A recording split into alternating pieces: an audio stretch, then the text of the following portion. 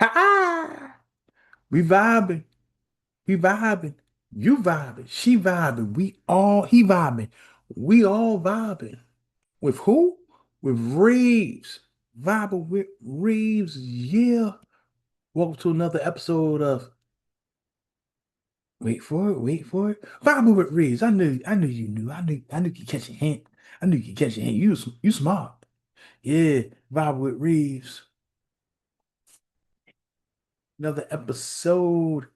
Thank you, thank you. Fridays.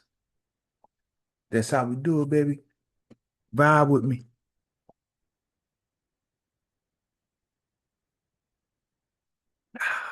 I like tea. What can I say? Okay, for this episode, we are going to talk about music. Music equipment. That's right. This one's for my producer heads. That's right. And if you're creative, you can listen. If you are trying to get into music production, listen. If you're into it, listen. Pull up a seat. If you're a recording artist, listen. Pull up a seat.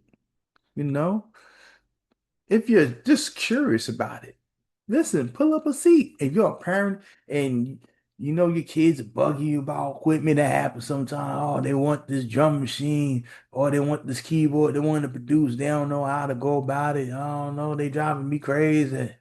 They getting on my nerves, man. I love them, but ooh, chill, count to five, then count to one, five, and do it back. But I got you. Pull up a seat. Let's do it. Yeah. Let's do it. Let's talk about it. Yeah.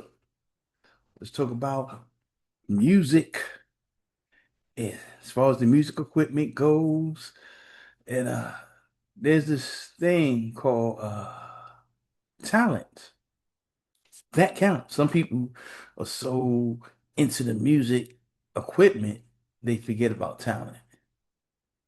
Let's talk about it. We'll discuss it. Tools or the talent? Which one's more important? We'll get into a little bit it's more into that later. But that's first off, to start off, let's discuss who I am, if you don't know, and what gives me the right to talk about music, production, equipment, and everything. All right, boom. My name is Mr. Reeves, aka Mr. Reeves on the beat. I'm an artist and producer. That's right. I've released mixtapes, EPs, independent albums, produced demos, make beats. Check me out, my beat stars, Mr. Reeves on the beat, y'all. Mr. Reeves is always on the beat. Mr. Reeves is here. That's right. Look on beat stars for me. You see MRREEVES is here with IZHERE. Mr. Reeves is here. All right. Boom. I love music and I used to DJ. Had the DJ equipment and loved music as a kid.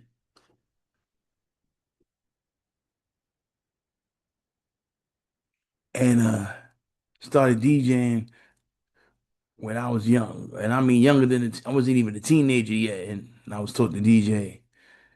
And DJ had little family functions and parties for next door neighbors and whatever. So, make my own mixtapes, pass them out at school.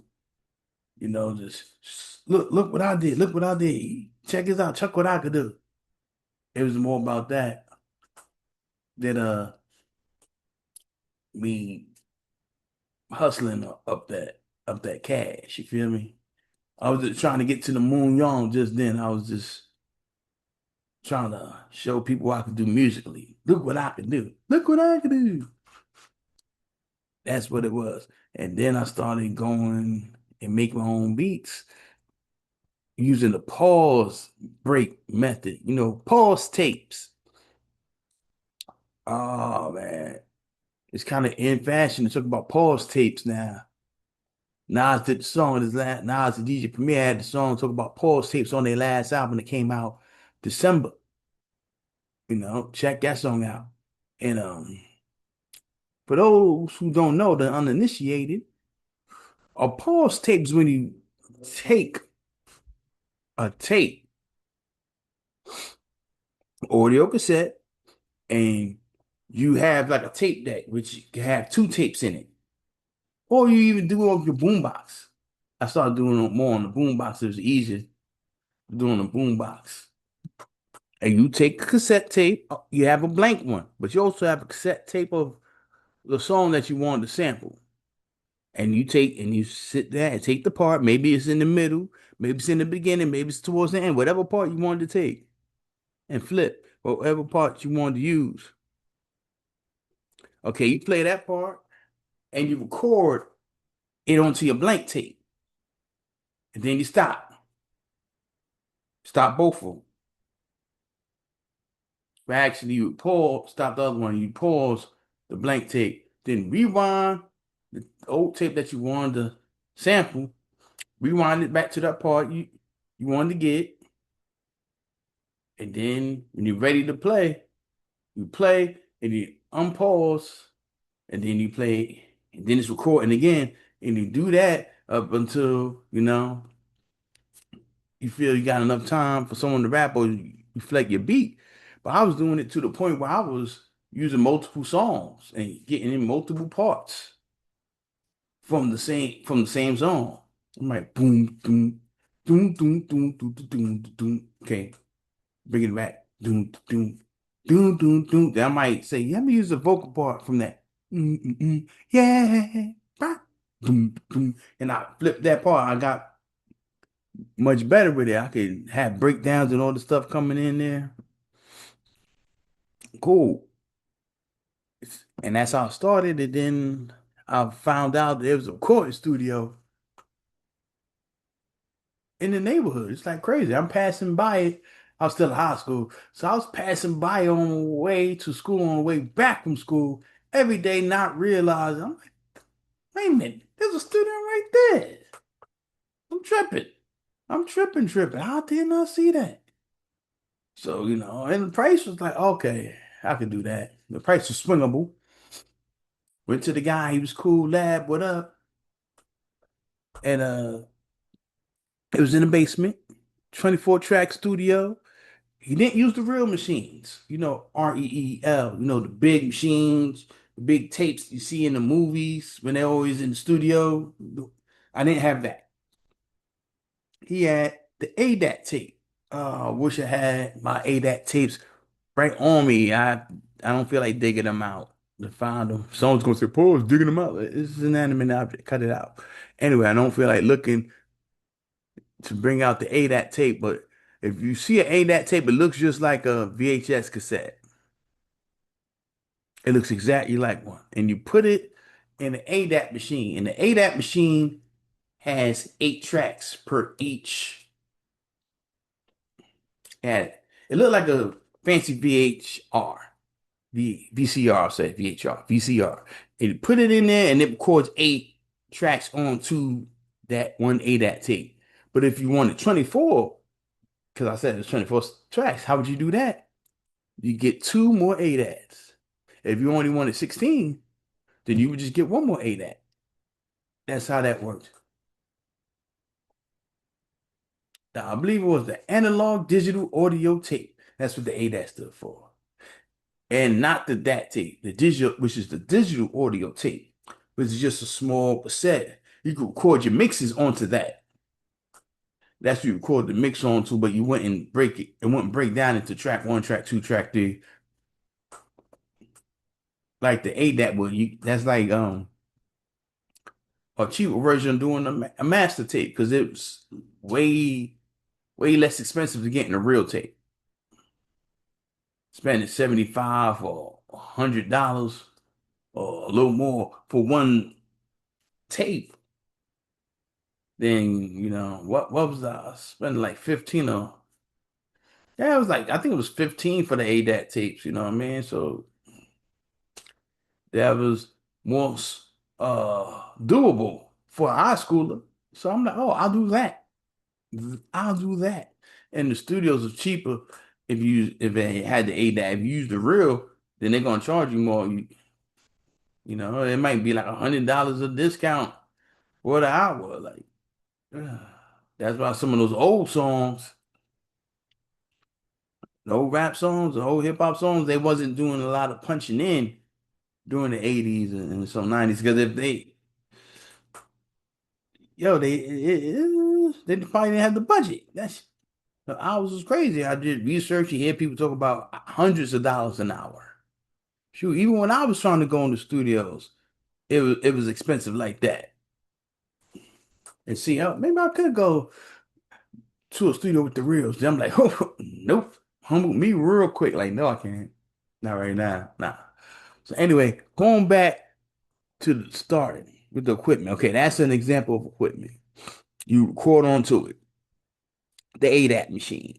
So that would be like your real tape. You record onto that the vocal. So if I was to do a song and let's say it was a rap song and I break the beat elements down so we can mix it easier down to the ADAT. So okay, like bass line, kick drum, snare drum. All those three most likely would get their own track. Guitar track, hi-hat, shake drum. And then if it's then if it's like, oh, sample, uh, maybe scratches, 8 scratches, boom. That's 8 right there. So then you would have to have another ADAT tape that would be reserved for the vocals. Then you're like, okay, lead vocal on verse one, lead vocals verse two. Lead vocal work, lead vocals. You might want to break it down like all the lead vocals on one. That's what some people would do, or some people would say lead vocals for the first verse, lead vocals for the second, lead vocals for the third. All right, whatever. It's your party, how you want to throw it. Cool, have fun. And then, ad libs. If you had ad libs, you have a track for your ad libs. And then the chorus. If you have a chorus, you have a track for the chorus. Might want to beef the chorus up and have 2 tracks for the chorus. And that's it. And also labeling. Labeling it was crucial. Because you don't want to go through there and be like, what the freak was this? And you don't remember. And you're like, damn. So you have to label it. You had to label it. I come from that background where, okay, you had to write on it, and then you would write in the book, okay, this was what's on this ADAT, this song at this time. So you're more organized than if someone wants to buy a song from you and you give them that, and they buy the rights, the master rights, whatever, you can give them that. Or you can make sure you don't give them that if you just say, okay, I'm not giving you that. At least know what you have. Because you might not remember. Things happen. You're not going to remember what you did in the studio every day over the last however many years. You're going to forget. You're going to be like, man, what did I do in the studio of January 2018? You're not like you're going to be like, oh, yeah. Unless something amazing happened. And oh, yeah, that was also the day my daughter and my son was born. Then, yeah, you might remember. Exactly. But other than that, if you record music all the time, you're not likely to just remember everything. Is it'll be a blur unless it's a special moment. Oh yeah, that's Dave Daniel, but the actual Bengal Tigers into studio. Actually real Tigers, not members of the football team, freaking Tigers, man. You remember. But that's an example of equipment. And here's the thing that made me want to do an episode on equipment today. I saw something on YouTube. I can't remember the influencer's name. I'm so sorry. But I saw something on YouTube that said it's going to have an ASRV. My music production heads know old school what the ASR was. I'm gonna break it down real quick. It was a keyboard that wasn't just a keyboard. It was a workstation in the shape of a keyboard, a sampler.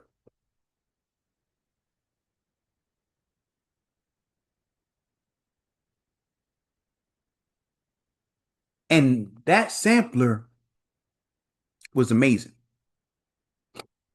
Timbaland used that sampler, that workstation for classics he did with Aaliyah or Missy, um, Genuine, Jay-Z,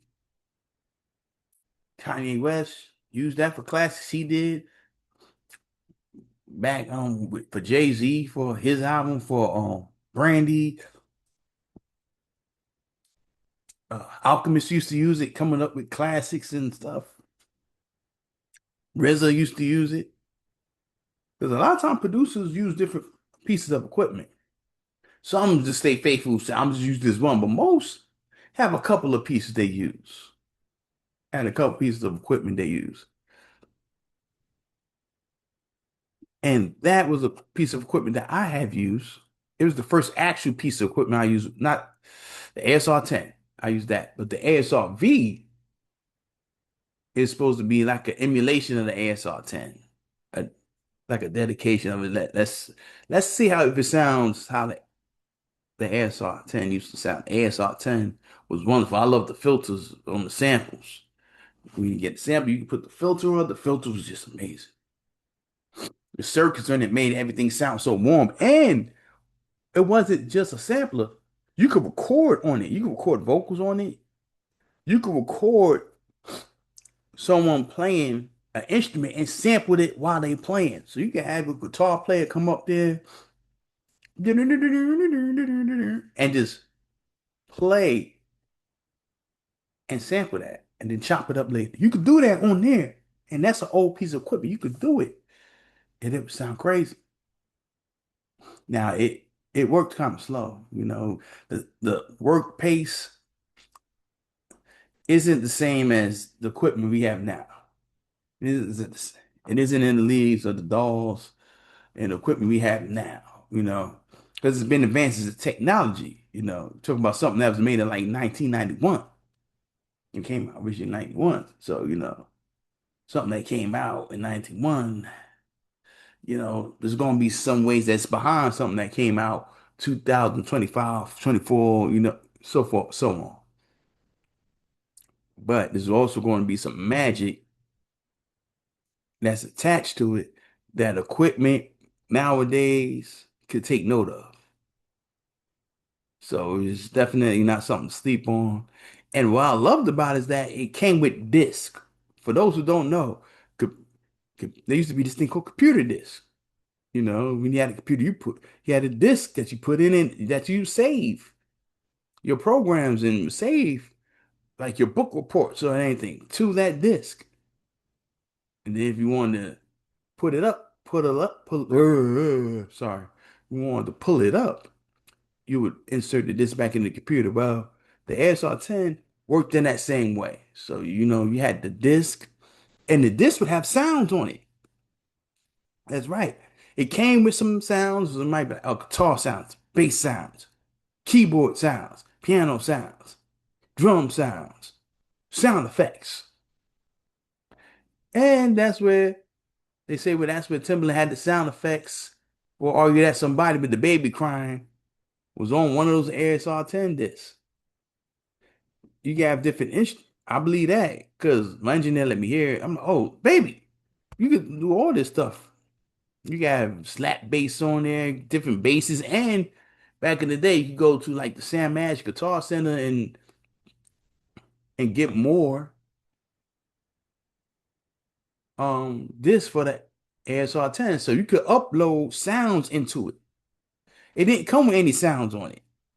on the equipment on the keyboard itself, but it came with some discs that had the sounds on it. So you could order it more from the company or go to the Sam Ash or the Guitar Center and get some more. And then put those sounds in there. And you can also sample off, like I said, live instruments. You can sample off tapes, records, and CDs. So you could do all that. So it's a very versatile piece of equipment.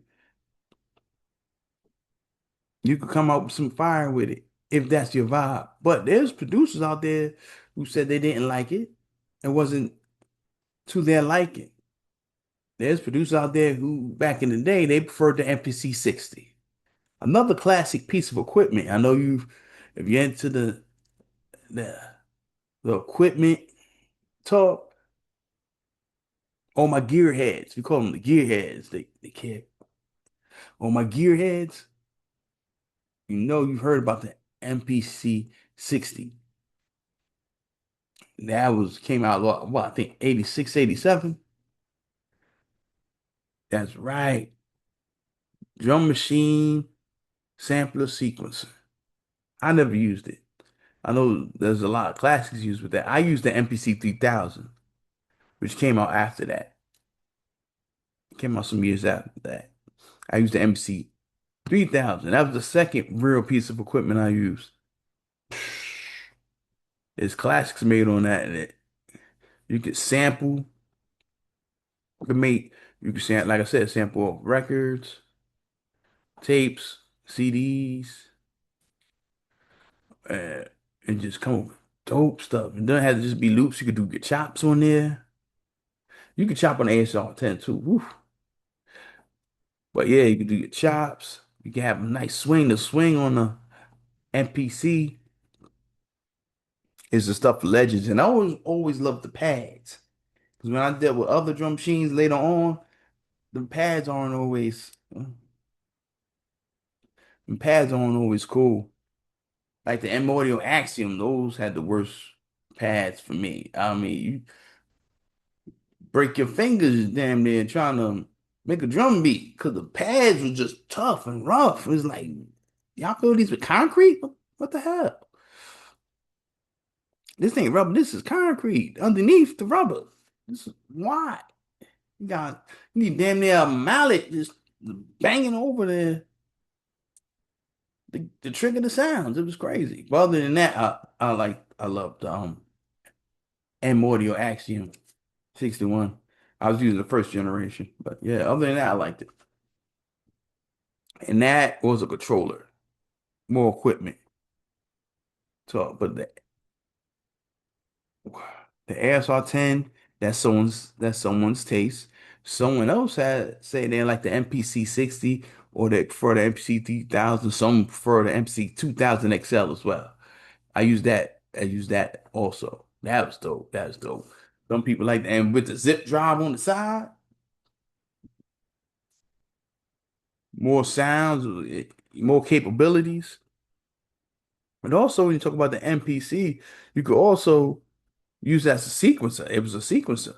You could hook other piece of equipment up to it, and that other keyboards and everything, and that would be could be the brains of the operation if you hooked it up right. Where you hook it up, media and the MPC ran the show, and you could do what you do on the keyboards and the other machines, and then send it to the MP. And MP would have it arranged and everything, and you can have your MP drums on top of that. So there was ways. Pardon me. So I love it. I love it. Showing you my geeky side, my music geek side. But here's the thing. When we talk about equipment, it's about preference. You might not like something, someone else might love it. And your favorite producer Might you use a certain piece of equipment and then you try it and you don't like it. Does that mean you have to sit back and do it anyway, even though you don't like it? Nah, find what you like. Find what suits you and use that shit. Find what suits you and use it. I'm telling you, that's part of the game is the experimentation. You gotta experiment. You have to explore. Musical exploration and experimentation. That's right. You have to see what you like, see what you don't like, see what confuses you, see what you understand right off the bat. That way you can find out what your strengths are, what your weaknesses are. And see if you even like it. You might say, dang, you know what? I thought I would love it. I don't really like this music thing. Try.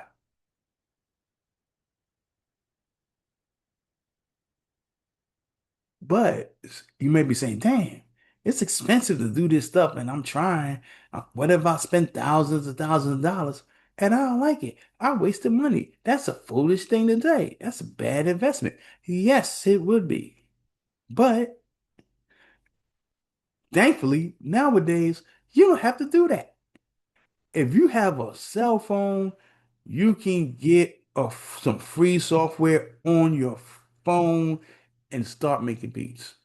People say, no, you can't. Yes, you can. Unless you got a track phone. Other than that, you can do it. Matter of fact, if you have an iPhone, you have music software that comes with the phone. That's right. It's the app. GarageBand. You can start making beats with GarageBand. I made a few beats with GarageBand. You can start off with that. Badu had one of her albums where she made a good portion of the tracks of the beats with GarageBand. It's doable. It's on it's on your phone, so you can start that way. You can be on BandLab. That's on your you can get that on your phone. I've made some beats on the go on BandLab. Be on the train working on be on the Amtrak working on the beat. Be at a family member or a friend house working on the beat. And because you don't want to bring your equipment there. And you don't have a smaller piece like a SP404 piece to my SP404 heads. There's some people out there doing dope stuff with the SP404, you know, so you can do it. You might not have the $200 or the 300 or 400 or 1,000 or something to set up something real quick just to find out you don't like it. So you could do one of those apps or Beat Maker. If you have a tablet, you can get Beat Maker 2.5 or something. They Google it, look and find out what they have. There's free music software, production software that you can get or cheap. If you don't trust free at all, get cheap. And that way you don't feel like, oh man, I can't trust this because it's free. But then you be like, oh, okay, I didn't spend a bunch of money to see if I like it just to find out I don't like it. Or you like it, but you're not that skilled yet. So you don't need to get something, need to start off with something that's so expensive. You don't need to get something that's so expensive straight off the bat if you don't know what you're doing anyway. And that's go back to my earlier point about parents being able to check this episode out and their kids might be asking, oh, I want to make beats, I want to do this, I want that. You can start them off simple, you know, and it's simple and easier for your pocket. The phone. Look at what they have for their phone. They might already have the garage band on their phone. They have the iPhone. Do that. Start off with that. Or or if they have Android, maybe go for the Beat Maker joint. Or there's other apps out there. You might want to Google through and test them. And yeah, get BandLab. That's a good one. and you can get those same apps on your laptops and tablets too. You're gonna have more space for stuff on your tablet stuff than your phone. But if you just want to get something real quick, tablet or phone, and see what they like and see what they're able to do. And some things are more complicated than others. So there might be some software or DAWs, as they call digital audio workstations, which is just a fancy word of saying software, music software, production software. There's some production software, some DAWs that are very complicated.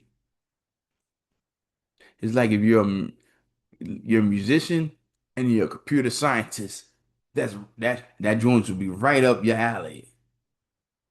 You're a computer programmer and you love making music.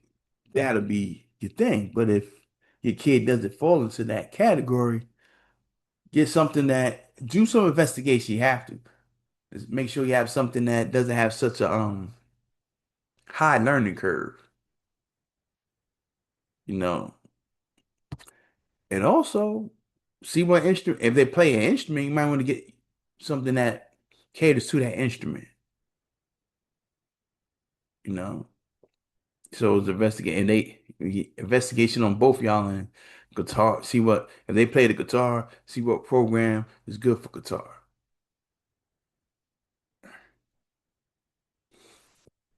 And they play keyboard, see what's good for keyboard. If they don't do any of those things, see if they want to start off sample based or they want to play. Then if they don't have any piece of equipment, but they want to do keyboards, music with keyboards, then you have to get this thing called and you don't have money like that, you can get a cheap workstation, you know, control or better yet, get a controller. Get a cheap controller. There's a keyboard controller and there's a drum pad controller. Hold up, right quick. I'm gonna show you a controller real quick. All right, here's a controller. Complete Native Instruments Complete Control K49, forgot the number. But see the keys. This they call it a controller because it controls the sounds that are in the music program. But if you have a music program, you gotta keep in mind that sometimes all controllers don't work with every program. So before you get the controller, if you get a program, see what is compatible with the program you have. So that way you don't do what I've done before. Get a music program and then the controller isn't compatible. I assume this is gonna be compatible. No, it wasn't. But the point is, so you don't inconvenience yourself, check that first. Like, oh, I want to get this program. I want to download this program. Cool. But I need a controller. See what controllers are compatible with the program you have. Because if it's not compatible with it for whatever reason, you just spent money just to spend money. You won't be able to use it, is what I'm saying. There's keyboard controller like this, then there's the drum pad controller. I had to throw mine out. I need another one. Yeah, I had it for a while. All right.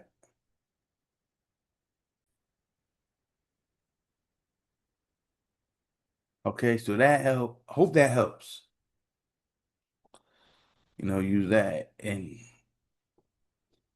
there's this thing called YouTube University. Wonderful place. Magical place. YouTube University. It doesn't cost you much to enroll at all. All it costs you is an internet connection and a willingness to learn some stuff online. That's right. YouTube University. And all you have to do is look stuff up on YouTube. That's it. If you want to know how to program certain things in a certain program, look for the video on YouTube. If you want to learn how to use the equalizer, look it up on YouTube. You want to learn how to chop up samples or change up your loops, look it up on YouTube. Now, one thing you need to know is sometimes people give bad information on YouTube, so you might want to check a few sources and also practice. Practice makes perfect. Practice gets you so much better. You have to practice. You have to practice your craft, practice your art. You can't just say, "Oh yeah, I want to be dope." I'm not going to practice ever, but it's going to be dope whenever I choose to actually do it. Whenever I choose to do it, and then it's not what you want to hear, then you're mad. Oh man, this equipment. This equipment isn't good. It's this, it's that. I'm supposed to sound like magic. I paid so much money for this piece of equipment that I never use. You said it right there. You never use it. You got to practice. You got to practice. You can't sit back not practicing, not training your ears, and then wondering why you make something and you're not even impressed with it. You don't even want to bump it. You know, most people bump their stuff. They like, yeah, this is art. You like, I don't even enjoy this shit. And it's you because you don't practice. You don't train your ears. You're not listening. You're not listening to hear, okay, how did this happen? How did this person do this? How did they do that? Okay, okay, okay. Ooh, that's crazy. You need a critical ear. It's like you need two sets of ears. You need a critical ear and an ear that's meant to enjoy. Because it can't be overly critical and then not worry if the song's enjoyable. Is it good or not? And then more analytical, more scientific. Oh, this is bad, this is bad, this is bad. But that comes with time and training and just repetition and have to practice and experiment and explore. And sometimes people get started with music and I can see where it feels really, really overwhelming from the production standpoint because there's so much, it's true, but you just got to get started. Do some research on something small, getting started. And you got to understand that sometimes people want you to get started on the grandest level. And I'm trying to make it more accessible because it's more accessible. Music production is more accessible than it's ever been, honestly. Like I said, you can do it on your phone, on a laptop, on your tablet, and come up with something that's quality. I didn't even dream of stuff like that back in the day. Closest I was like, oh man, I want to do stuff on the computer. And it'd be crazy. But this stuff is insane. The stuff you can do, just amazing. So you have to bring talent to the mix. Cause I mean, there's gearheads and the gearheads. I'm a gearhead too, but I'm not the obsessive gearhead that puts the gear over the ear. I don't put the gear over the ear. Soundbite. But seriously, I don't put the gear over the ear. In other words, how does it sound? Yeah, you have to know if it sounds good, if it sounds bad, why does it sound bad? If there's a problem, you have to be able to hear it. You have to be able to hear what's going on, what's wrong in the thing. You can't just say, oh, it's dope because I'm using a really expensive piece of equipment and assume it's lit. And then you throw it out there and people like, what the fuck? What's this? No, man, you don't understand. I use a $35,000 keyboard and I recorded this in $1 million studio.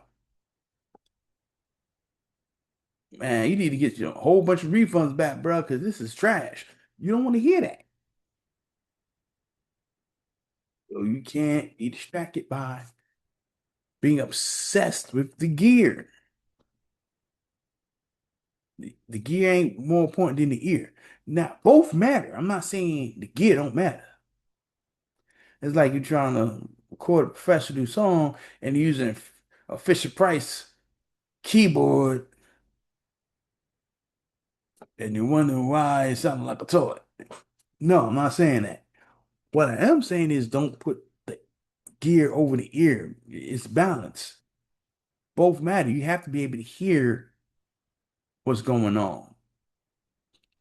If you have a song and people can't make out what's being said in the vocals at all, you might need to mix. You definitely either you need to mix the song down again, or maybe you just need to record again. Maybe you need to change, swap out the mics, get a better mic. Something's wrong. But if you're using good equipment and it still come out bad quality, don't put it out like, oh man, I don't know, this is so expensive. So maybe people just not hearing it right. No, maybe you're just not doing it right. So now you have to figure out, use them ears and figure out, okay, how can we solve this problem? Maybe you need to record again. Maybe it's a problem that went down during the recording process, and that's why it sounds so crazy. Maybe you're too close to the mic. Some people be close to the mic and be like, right here, they call that, you score that swallowing the mic. But now, you say that now, people gonna pop out of nowhere, pause, pause, pause. Oh, shut up. But, people that swallowing the mic and be right here, mic right there, like, then you end up sounding like the kids on Charlie Brown, womp womp. Oh, sorry, the teachers on Charlie Brown, womp womp womp womp. Or the adults, womp womp womp. That's how you sound because you're too close. You need some distance. You don't have to be like right here in the mic. Come on, cut it out. Sometimes you're too far off to the side. You need to be closer. It depends. The ear. You have to be able to hear it. And also, if you're recording the vocals, if you're performing, do your best performance. Do your best performance. Don't just say, hey, the engineer is going to save me in the mix. Yeah, use your talent. You're there. Do your best. Put your talent on full display. I'm not saying you have to go overboard, but just do a good job. Use your talent. That helps. Better quality performance when you're recording. That helps you to have a better mix down. Because at least you're putting better ingredients into the project already. Like you're saying, okay, yeah, this, oh yeah, here's some BS. Go make it look like a diamond. You know, nah, not make it easier for the engineer. If you have the talent, use it.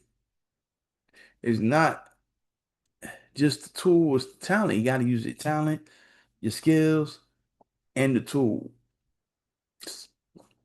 which would be the equipment. Some people don't want to use the talent or they don't have the talent, so they go and overly rely on the tool. Some people just are so into the tools, they just overly rely on it because it's so cool. They get wrapped up. Oh, and this new equipment's coming out. Oh, and that was coming out. And that was coming out. Oh, you shouldn't use that. And there's people that'll sit back and tell people what they should or shouldn't use. Like, don't use the MPC sample. Like that's the new thing that people love this MPC sample. I haven't used one yet. I wouldn't be against it. I wouldn't be against the MPC sample. I've used MPCs before, wouldn't be the first one. I've used even the MPD, the Kai MPD controller before the 18, whatever. It's tools. It's tools that build the house of music. You know what I mean? That's how I view it. So I'm not tripping. I wouldn't mind trying it. And some people are mad, some people are glad, but I mean, let's be real. You want to be noticed online, you speak about what's pop, you speak about what's popular, speak about what's viral, and you get some of that attention as well, of course. But I'm not one of those people that think that we shouldn't use, that people shouldn't use it. It's about your ear, your style, and your talent, your skills. If you're talented and you're using a smaller piece of equipment, the talent doesn't go away. If you're not talented and you use an expensive piece of equipment, that doesn't mean, oh, everybody better watch out. That dude that is tone deaf, pitch deaf, has no rhythm, and doesn't even practice. Oh, he's sitting at the most expensive piece of equipment now. It's gonna be crazy. No, it won't. It won't. It won't. You have to bring the talent to the equipment. Talent not included. Skill not included. You have to practice. And some people say, "Why practice? We in the day of AI. I'll just do some prompts." The practice doing your prompts. Damn it. Probably do some prompts and then it don't come out good. You're like, damn. And some people say the AI beats it better. Me personally, I don't think so. With time, people will probably make better AI beats. And a lot of time I hear the stuff and it's like the soul missing. And sometimes you hear the song where they have the vocals and it sounds like something just off. You won't like it, but it sounds like it's off. And sometimes the lyrics would be like, what? This doesn't sound like what it's supposed to be about. Like it's trying to be gospel, but it's not. And then you hear the other joints and it's like, you still need talent. You, I'm sorry, you ain't gonna prompt your way out of being able to write lyrics or prompt your way out of music and then to come out. Nah, this you still need the soul to get me. Some of that stuff is like, oh, it's all right, it's cool, but it won't stick to the ribs. It won't be years later, people like, oh man, that AI music got me through what I was going through. Oh, it's like that soul. It won't, especially if it's someone that's making the prompts that isn't even a songwriter. Someone's creating that isn't a songwriter or producer or something. They just someone that isn't really artistic. They just trying to get over real quick and make money. I don't think it's gonna work. That's just how I feel. I wouldn't say it's a hot take. Some people get mad, like, all right, cool. You all right? Took a blood pressure medicine, you gonna be straight. You cool? Calm down. People can have different opinions. Can't we? You're not disrespecting the person, it's cool. But yeah, back to the equipment, you have to use it, put in your work, put in your time, put your pain in,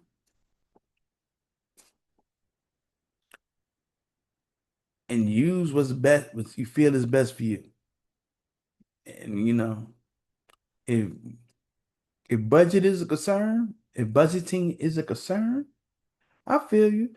Do what's best for you within your financial constraints. You know, that's right. Get the best that you can afford to get and just work your magic, work your magic. Don't let people discourage you. Oh man, you can't afford to do this, can't afford to do that, can't afford to do this, or you can afford the SP404. Then go hard at SP404. Oh, you have to use the free doll, then you better make fire with that free doll. You better get the best free doll out of the free dolls that's there. Get the best joint that's the best for you. Put your time in, experiment, find little quirks and shortcuts to make the crazy heat that you need. And some people do research, I admit it, but some people research so much that they get analysis paralysis. It's like, oh, I could do this, or I could do that, I could do this, and then they end up doing nothing. Get started. Get friggin' started. You don't have to have all the speakers, you know. You don't have like, damn, I need the reference speakers. I need subs. People sit there and didn't even s- start recording one beat, didn't record one vocal, sitting there like, acting like they need that to start off. They need $100,000 studio. Like, you better use that garage band and start on that. You better start on that beat maker or whatever. You better start. You got you downloading BandLab, use it. Start. You can start simple and then just add on as you go. Like, oh, okay. I got an extra 300. Now I can get this piece of equipment. Oh, I got an extra 200. Now I can get that piece of equipment. Oh, I got an extra 100. I can get that dog. A cheap dog, you know? Oh, I can get this plugin. Or I can get that plugin. You know, and it's free plugins too. And sometimes people have the DAWs, digital audio workstations, and don't realize they have the equipment they use, the software they use already has fire plugins because they running behind the equipment. Ooh, this is the sexy plugin. Oh, that's the lit plugin. That's what everyone's talking about. You might have something that's just as dope on the software you already have. I don't use Fruity Loops, but they have great plugins. Like natural, that is native to their equipment. It's in there to the software. It's in there. You can use that. Remember, it's the ear.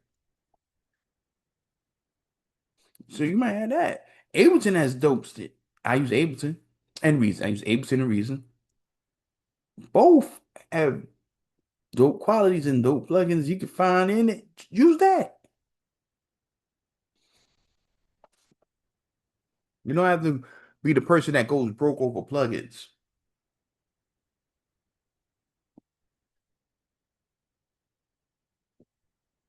You don't have to. You don't have to go broke over equipment. Level up as you go. You can level up as you go. And just make the music. Make the music. That's what counts. Make the music. Make the music. Make the music with your mouthpiece. Rest in peace, Miss Marquis. Sorry, that was rest in peace, Biz.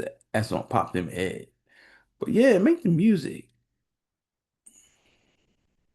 and push it. Push it real good. Dun, dun, dun, dun, dun. You know what I mean?